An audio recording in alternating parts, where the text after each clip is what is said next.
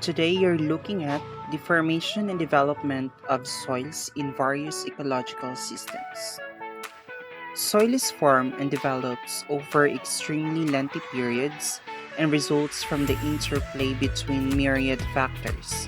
The most important natural factors are rock, climate, plants, animals, terrain form and slope, and water availability.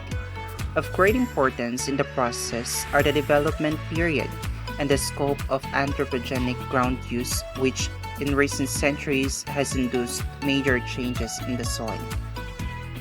Here are the three factors affecting the soil development. First, rock fracturing and comminution. Second, humification, browning, and loaming. Third, lessivage, podsolization, and layification.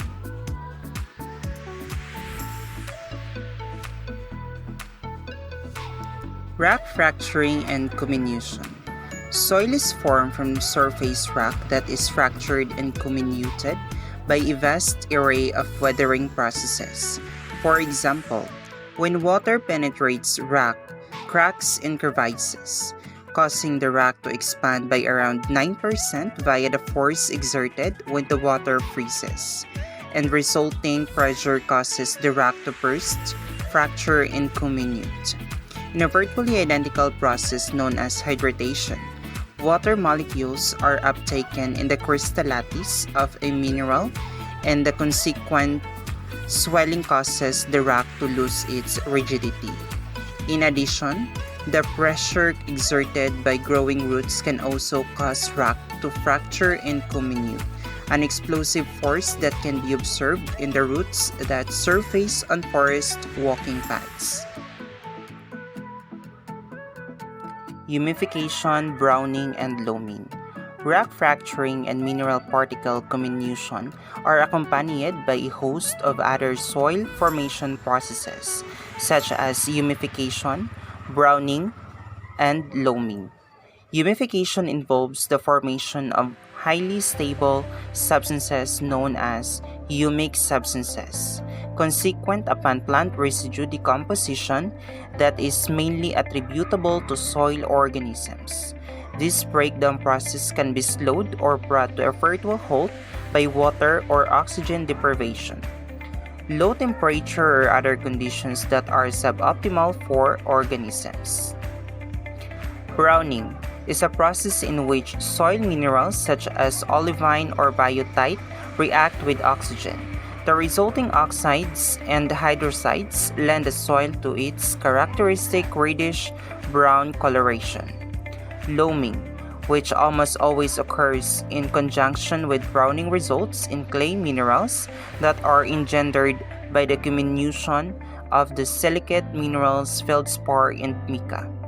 Inasmuch as the particle size of clay minerals is the same as that of clay, originally sandy soil becomes more loamy and fertile through comminution.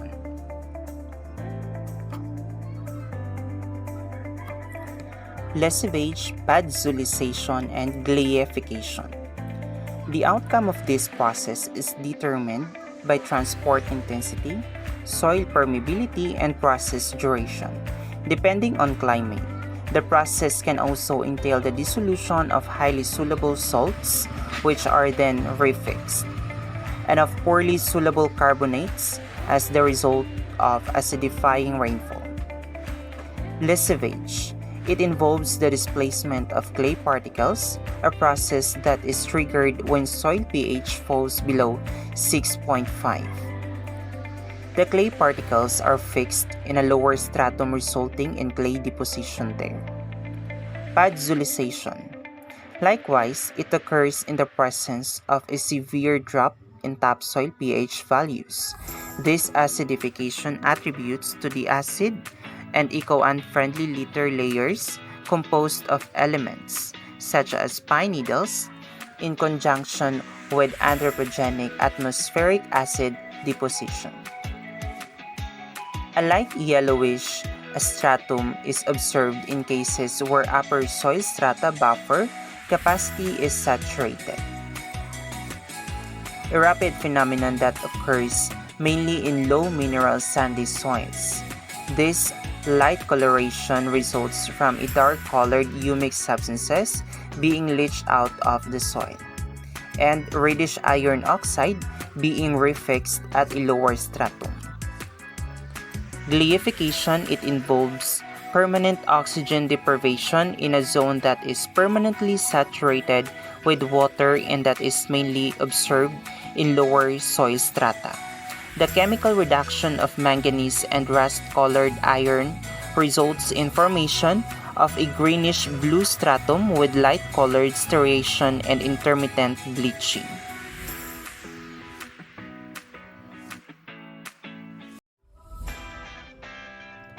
All of these processes affect soil composition and properties and lend the soil to its characteristic appearance, compromising a vertical structure with its layers and strata.